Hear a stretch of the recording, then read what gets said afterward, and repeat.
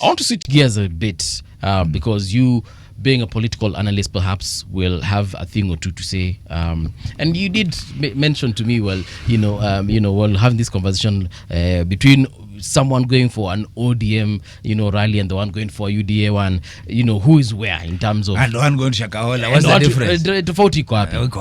So now we are seeing a very interesting shift in politics, and especially the mountain region politics.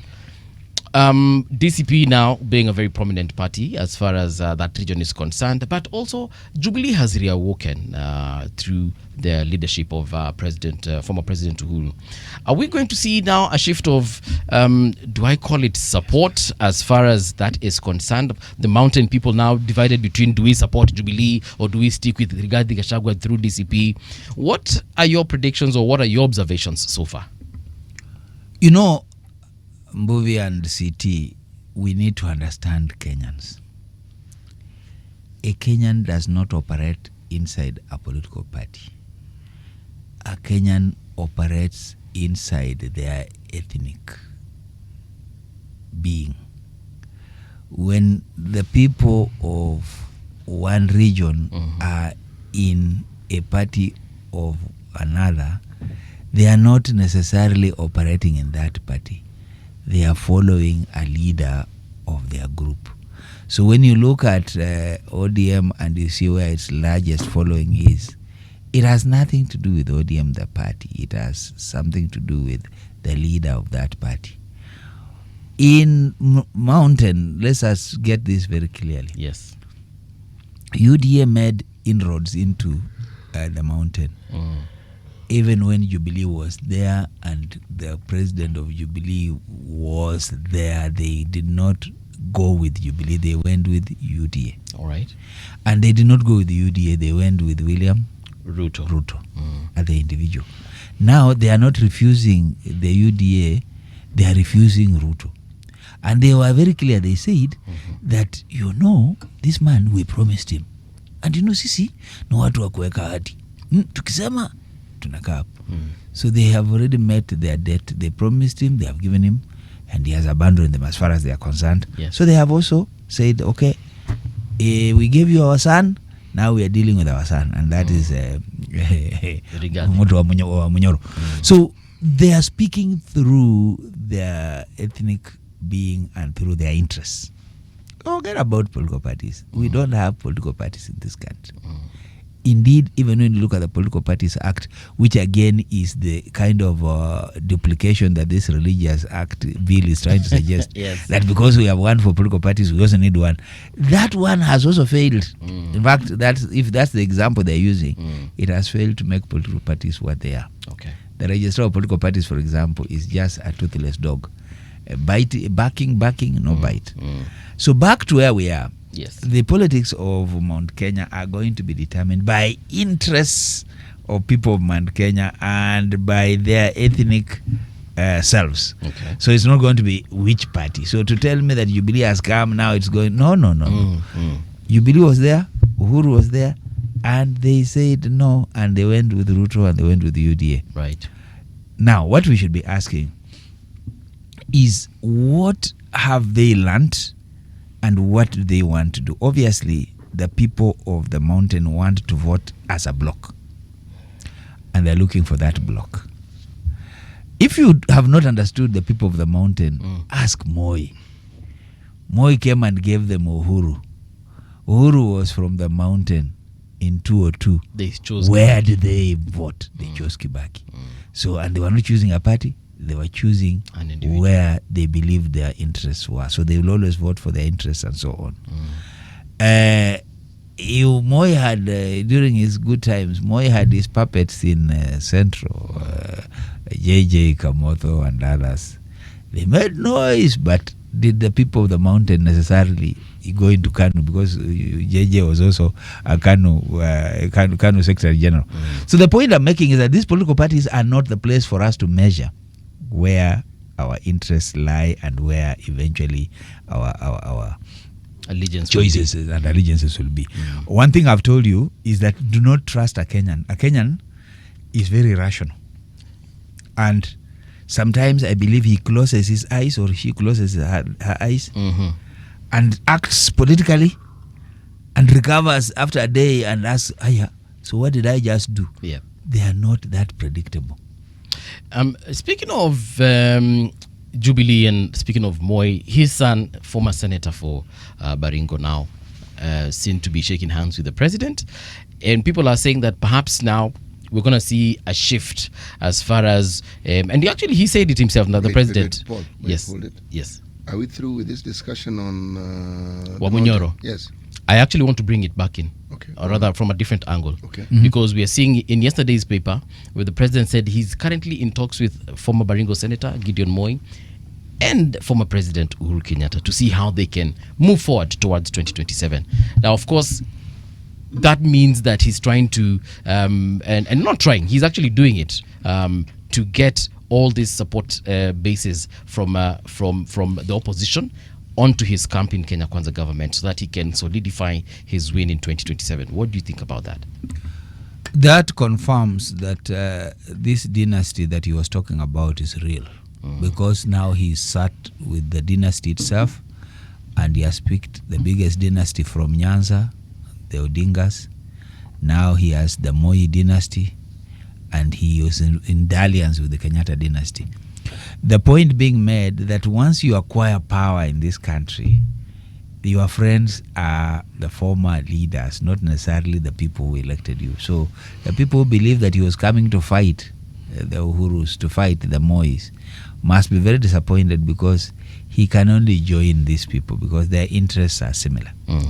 Remember, one of the things that actually made Gachagua go home is this feeling that he could actually take on the Kenyattas and perpetuate that kind of violence on the Kenyatta property and so on. And the establishment, and don't ask me what it is, where it is, but there's the animal called establishment, decided no, you cannot destroy the status. You must maintain the dynasty so that we can talk. Is Uhuru and Ruto talking? Obviously they are talking. Is Ruto and Senator now talking? Yes, they are talking. Are they in talks with Raila? Of course they are. Will this lead to a new idea or will it only chip away? The problem is when Ruto is now telling us he's talking to Uhuru, when he's now telling us he's talking to Moi and Raila, it only takes away, it chips away his numbers. Does it? Because, yes.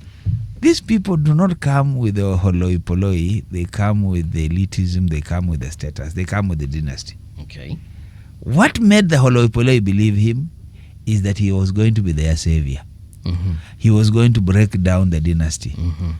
Is he now breaking down the dynasty or is joining them? What is the effect? It's disillusioning his holoi poloi. The people who believed that the wheelbarrow will take them across the river have since discovered that a wheelbarrow does not float on water. So it is consolidating power and consolidating the economics, the finances, but not the numbers. Let's get it right. It's not the numbers. What numbers is Gideon going to bring to him? Already he has the Kalenjins anyway. So did the opposition of Gideon really work against him? Not exactly. Perhaps he was trying to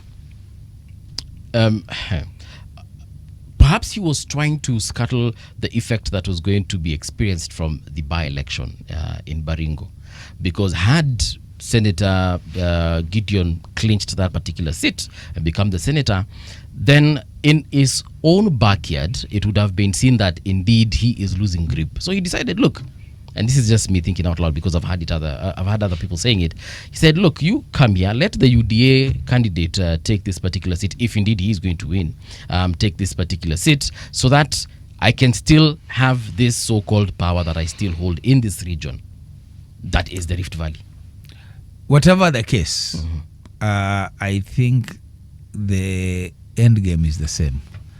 That there's no dispute that he has Rift Valley with him. What we should be asking is whether he has Nyanza in his pocket, whether he has Western in his pocket, and whether he has Central in his pocket.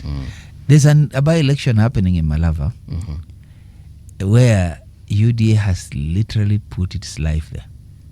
Farouk Kibet is there every day of the week. And they are determining who gets elected. That's the test, really. And if it is that obvious that that's what they have, then why are they working so hard? If it's obvious that he has Rift Valley, why is he working to even consolidate Gideon and others? Basically, there is the Swahili say what Achebe said, that yamkini mambo si shwari, things are no longer at ease. So basically, he has to keep on doing his maths. That he's even saying about it, it is it's giving us a signal that yes, he is worried about his maths and he's working on it. Yes. Yeah. So he had Gideon Moi won the Baringo seat. What would that mean for UDA in Rift Valley, or at least for the president in Rift Valley? Yes. That is the point. That any loss for him in Rift Valley is a signal across the world, the country, the country, that hey, wait a minute, this guy, and but then let's get it also right. Yes. Let's not assume that the entire Rift Valley is behind him. Okay. No. There's enough disaffection among Rift Valley people with this presidency. So it's not just, they may not come out, they will not say it, but they have their own dissatisfactions. So this can show. Are we likely to see also other conversations happening with other dissenting voices within Rift Valley, the likes of Alfred Keter and many others within his backyard, that perhaps will be like, okay, let's have this conversation? That we should expect. And remember that this is a man who believes that any noise should be silenced in one way or the other, whether you're using money or whatever. That expected that he'll be reaching out. If he's not doing it already, he's reaching out because he wants 100% a consolidation Support, of Rift Valley. Any disaffection, any dissent there is costly. If you know looking at our politics, if you know why Raila always loses, is his inability to consolidate his background or his backyard 100%. In fact, if you look at data, somebody like Kalonzo consolidates better Ukambani than Baba. In other words, Baba expects following. He will meddle in the nominations and dish and sell that party tickets and expect that those guys will still vote for him. And sometimes they vote by simply not turning up. Right. Yeah. So turnout in Nyanza is not something. That is also a vote, by the way. It's a vote. He's decided not to turn up, and so a vote in Nyanza is the turnout is below 70%, which is very serious. Right. Because when you look at these other places, when the turnout is counted, you're looking at it in the 90s. Yes. And that is something. When you are in this battle, you want even the dead to vote.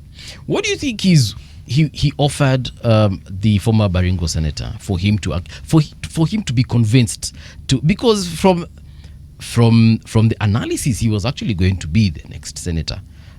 Which analysis is this? Come this election. Boville conducts his own analysis, but from conversations I've had with with people actually coming from that particular region. No, the truth is that he was going to be formidable. He is formidable. I mean, and particularly, there's something about people in Rift Valley and people in Central.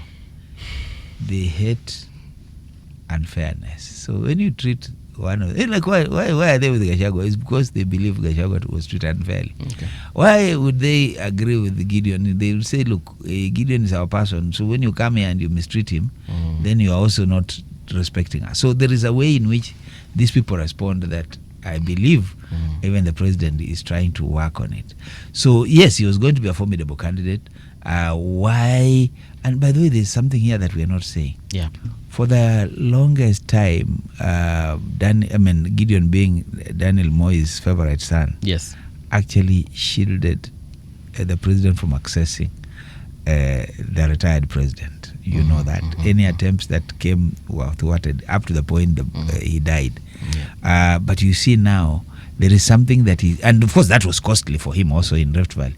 There's something he's done over the last few weeks or few days after this rapprochement, including laying the wreath on the mausoleum of the late Moi. So there is quite a bit of significant shifts that are happening there. Politically, good signals in Rift Valley. Actually, I would agree. It's not just Rift Valley. It's the whole country. And I'm going to tell you why.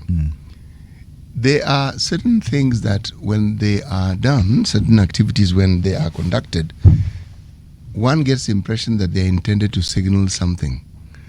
They're supposed to point in a certain direction. And sometimes they point in a direction that it was not intended. The times in which we live are completely different, and the difference was marked by what happened last year. It was completely significant. And when you look at the effects now with hindsight, you realize the significance and the weight of it. Meaning, it wasn't a commentary, it wasn't a statement, it was a position that was taken with regards to what it is or how it is the vast majority of the population of this country felt their lives should be governed. So when you find a decision being made by a president at the time of campaigning, and this is what the President Ruto did.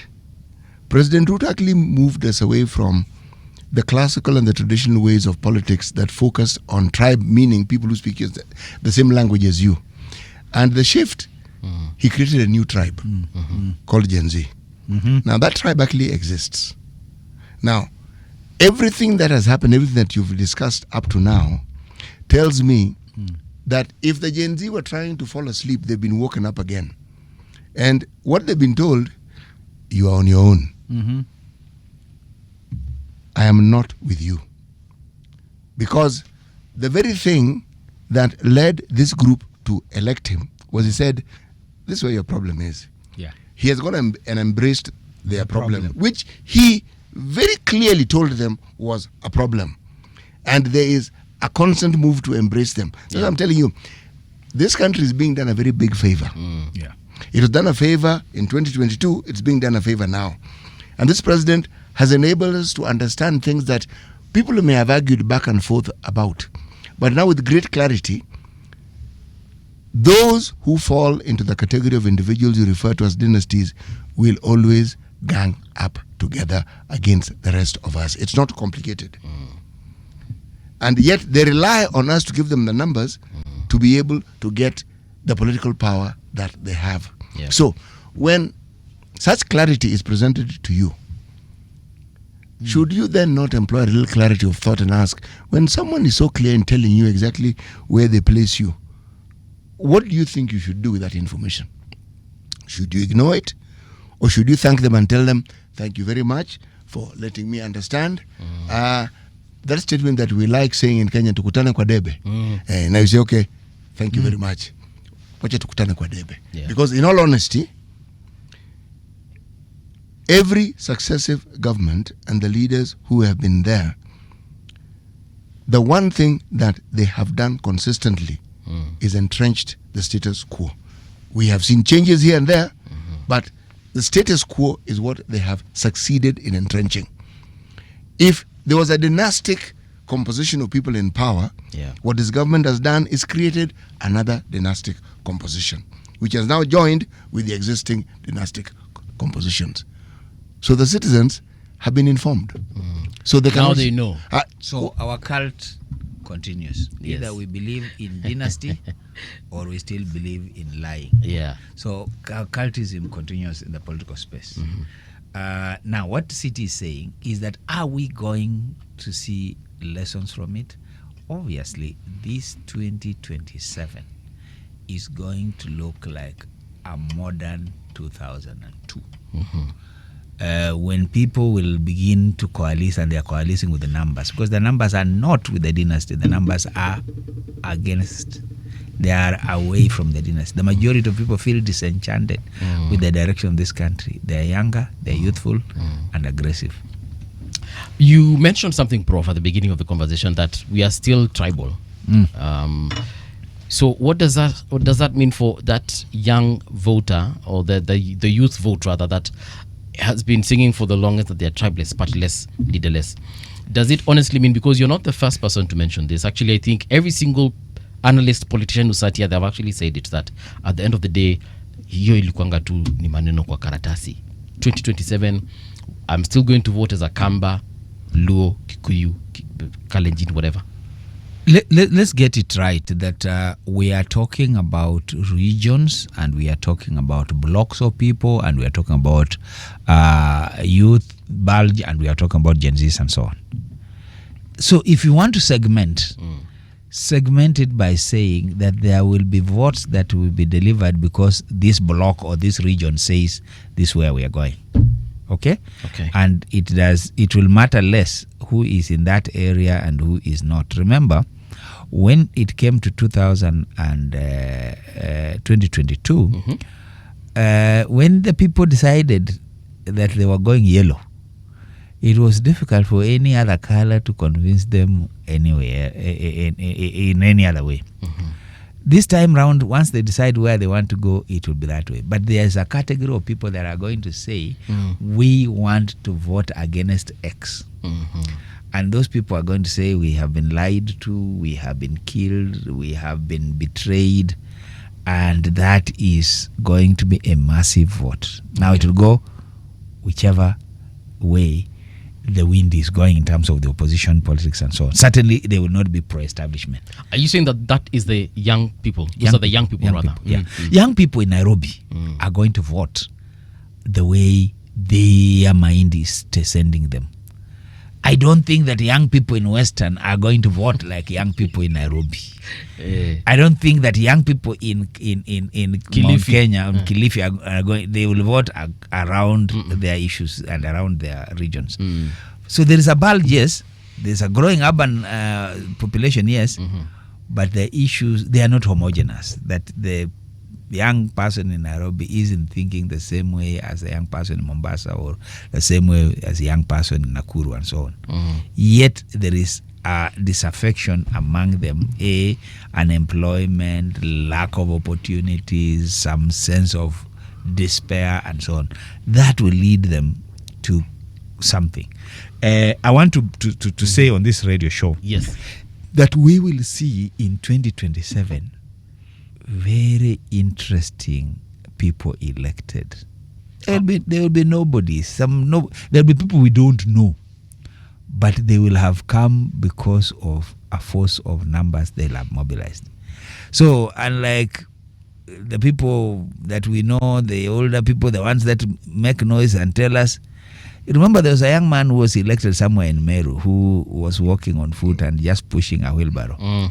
There will be many such people that will come through in this coming election. Coming election, whether at MCA level, whether at the MP level, particularly in the urban populated areas. Yes. Back to the Mashinani, the blocks, we are likely to see the same issues at play. But again, as I've told you, which is something that I'm ready to keep repeating. Yes. We close our eyes and get over with the elections and wake up the following day wondering what we just did. That will not be strange. It's very characteristic of us that we might hear all these noises and then come the morning after, we all get shocked with the results we will have. Not that we will have learned so much, but it will be consistent of us. So I'm not giving us the credit that all of a sudden we are going to be so alert, so awake, until there will be money thrown at us and we'll refuse it. I'm not giving us that. I know that we'll take money, but there are people who will be shocked after spending so much money, and they don't see the result that they were looking for. Tuzungumzie Kalonzo kidogo. Dr. Stephen Kalonzo Musyoka right now looks like the most prominent official opposition leader and people are favoring him to actually be the flag bearer. But what is the reality on the ground, really? Is he like the only serious contender as far as that position is concerned? It is not about Kalonzo. It will not be about any fellow in opposition. It will be what Kenyans want. Remember, in 2002, Kibaki was remotely associated with even the ticket and whether he could get it. Remember, he had run on DP, he had run several times and come short several times. So nobody, in fact, there were other people there that were thought to be serious. But at some point, when Kenyans said, let us do it, okay, the mathematics was very clear. Moi has given us Uhuru. Let us give him Kibaki. Let us put two Kikuyus on the ballot. And see how it goes. See how it goes. Now, it is going to be mathematics that we shall play with. We already know where Ruto is coming from and what he's trying to do. We already know what dynasties he's assembling. It will be, if this is the dynasty, how do we face this dynasty? Yeah. Of course, the dynasty will come with a Kwacha. They'll come with a Mangondo. They'll come with they'll come with a Mafaranga. You know, they'll come with it. Yeah. Now, how do you face how do you face the dynasty with their cash cake? And that's the politics that Kenyans are going to do. Right. So, going back to 2002, had President Moi chosen a different person, would we have seen a Kibaki presidency? Perhaps not. And what you are saying, had Moi left the politics of KANU to take their own course, would KANU have taken over? The answer is yes. Because there was everything, there was traction with it. It had Saitoti, it had Musalia, it had very many individuals that could. Stephen Kalonzo Musyoka, you know, hawk-eyed KANU organizing sector, it had numbers. Of course, it had attracted the NPK with it, NDP with its tractor, which it had swallowed. So, yes, it would have taken its own course. But he helped the country by going his route, which is, hey, you guys, I'll fix this country for you. And we told him, no, you go and retire, we will fix it for ourselves. You know, one of the things that Ruto does not learn is that he thinks he has what it means to fix us. And maybe he has fixed us for quite a while.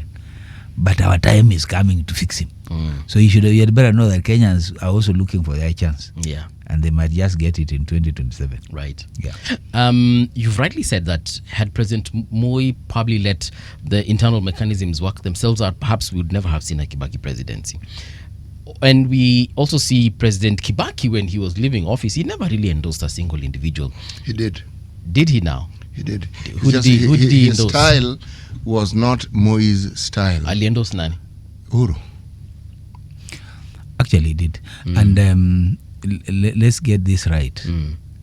Uhuru was the leader of opposition in Kibaki's first term. The Uhuru of the first term and the Uhuru of the second term was different. Remember that Uhuru never ran against Kibaki at the end of the first term. Why? Handshake. There was a deal. Check. Handshake. You've underlined the word check. Okay. So there was a silent agreement. Support this mzee, your turn is coming. And the first cut that came out of that bag was Michuki saying, you guys, this is our direction. And you remember that statement was made very early in the second term of Kibaki. Yes. So yes, there was, his style is different. I mean, Kibaki's style was different as always. Yes. He didn't throw his weight in it. He silently said, Yunisawa. And that's it. And the rest took off. So it's how he did it that's different. But yes, he did it. Yeah. Then now we have President Uhuru, who publicly endorsed Raila Odinga. Did he? He did. See, he in many campaigned. ways. He even campaigned for him. Did he? Yes, he did. There's something CT is saying, which is publicly, but generally, did he, by body language and everything else? Yes. By resources? Yes. But the question is, did it work well for Raila? Perhaps not. In fact, and this is now the issue, that it depends on who puts his hand on you. And that also affects Matiang'i, for example. Okay. As long as you are going to be a project or to be seen as such, it's not going to go well. And Uhuru is not one of the guys who is so liked in maybe in Kenya, but again, he's not there's no fanatical following for him. In Central, Uhuru suffered because the people had more or less believed Ruto than they believed him. So, I mean, the likes of Gachagua didn't care about him and criticized him publicly and so on. To date, I'm not sure that the things have so changed. He's still their son. They are happy with him, but not necessarily. But it's strange, Prof, because in 2013, yes, the very thing you mentioned about how it is people respond to their own when they feel this person has been mistreated. You see, we are discussing a situation where we had a president who came from Central Kenya, Kibaki. We had the 2008 problem. And the person who seemed to take any action was Uhuru. Mm-hmm. Yes. And, in protecting. Yes, and his efforts took him to The Hague. Okay? Now, the person who apparently was pursuing an opposite agenda was then the person who became his deputy. Again, his efforts took him to The Hague.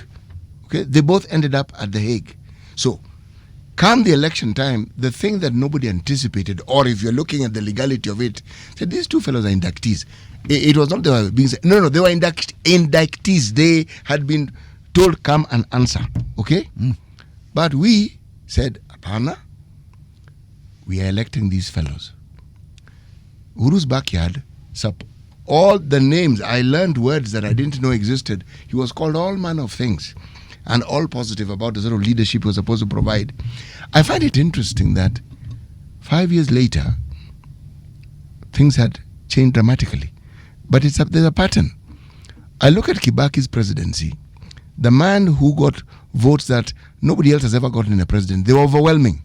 Man, 2 years into his presidency, the man was suddenly unpopular, and you're wondering, what is it about the voters? So this thing you said about how people vote, and then suddenly there's this moment when either some madness envelops them or their eyes clear. I'm saying this because if I look at the leadership that we now have, President Ruto's leadership,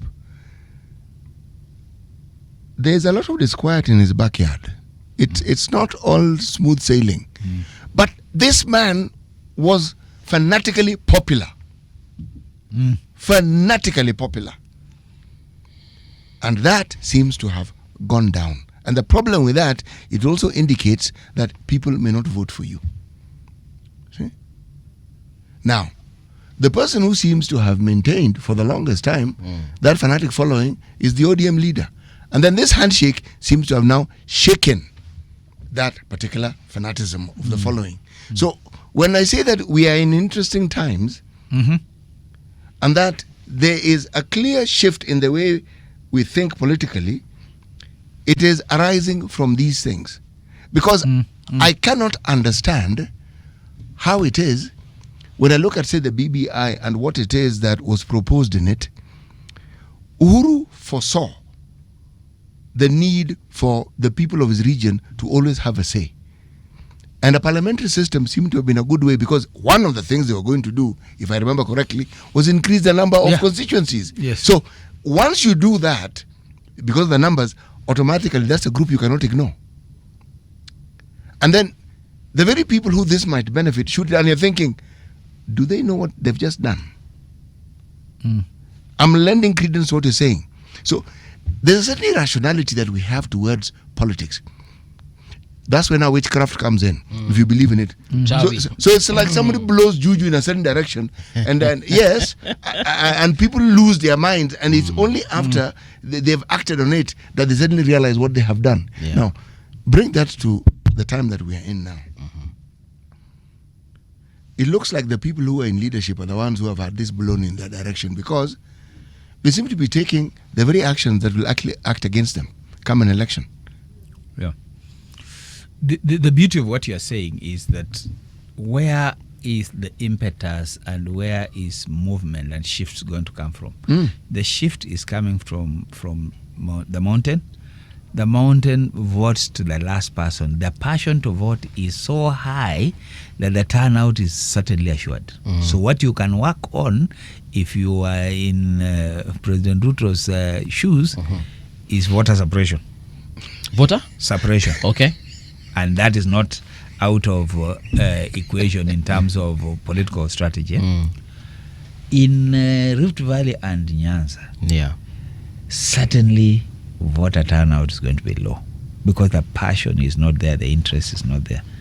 Now, if I was advising opposition, that's where I would look to see what monkey business is going to be played around those numbers going up, because a single staffing of 10 to 20% can make a big difference.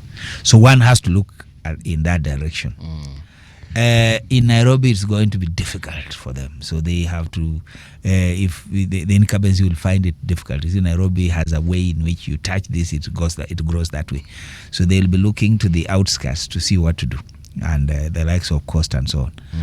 So if you are looking at voter turnout and you're looking at voter suppression, you need a strategy if you are the opposition candidate. And you know, one of the things that we want to also say is that we have seen it in Madagascar. Yeah. We've seen it in Malawi.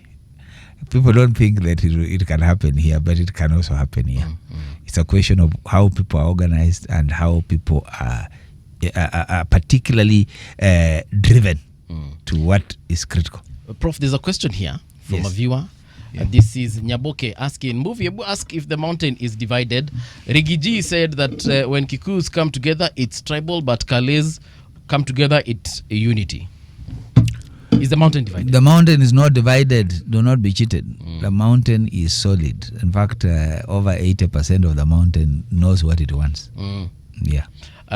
Someone else, this is Gypsy Kona Nasema, Professor Martin Oloo, some of us have learned and seen through some of the Gen Z can also be bought by Ruto. At the moment Ruto has the heaviest briefcase. Hunger always takes center stage. I have said it. Do not rule out the issue of money. In fact, I can tell you, if I gave you money and you do not work for it, take it, eat it. Nothing will happen to you, but exercise your own judgment. Yes. Yeah, because you didn't ask for it. I gave it to you. Eat it, but do the right thing. So yes, Gen Zs are hungry, and indeed Kenyans are hungry. You know, on that I differ with the Prof. My advice is don't take that money, because when you refuse that money, you remove the power that comes with it, or the power that is supposed to come with it. When you say, no thank you, it's checkmate. Yeah, you see, that is in a normal world. In this world of where, first of all, it's not even your money. You have been gathering. Actually, it is money. your money. No, wait, I'm saying as a taxpayer, it's your money. Yes. But the person who is giving is not his money. So if he has been gathering it through hunter-gathering techniques, take the money. I would not tell you not to take the money, but use your conscience to vote right. But your conscience has already been seared. The moment you take that money, your conscience has been bought. It has been seared. Believe me. Really? Oh, yes. If you two are campaigning for the same position, and I obviously prefer Professor Oloo, but you've come to me with 10 Gs, and I have a need that 10 Gs will cover, I might end up taking it, but at the end of the day, it doesn't mean that I'll vote for you. Then you do not understand the psychology of the Kenyan voter as well as you think. But I am a Kenyan voter. There's something. I'm a Kenyan voter. There's something Buvi is saying, and this you need to spend time and understand it. CT. During election times, there are different candidates that serve different purposes. There's a candidate where people wake up in the morning, they have lunch there, they have supper there, but there's a candidate where people go and sleep. Tunakunywa chai saa 8, tunakula lunch hapa, lakini tunalala kwa movie jioni, and that usually is the candidate that wins. So when you see people busy with you, they're keeping you busy, they know you have a tap that is opening.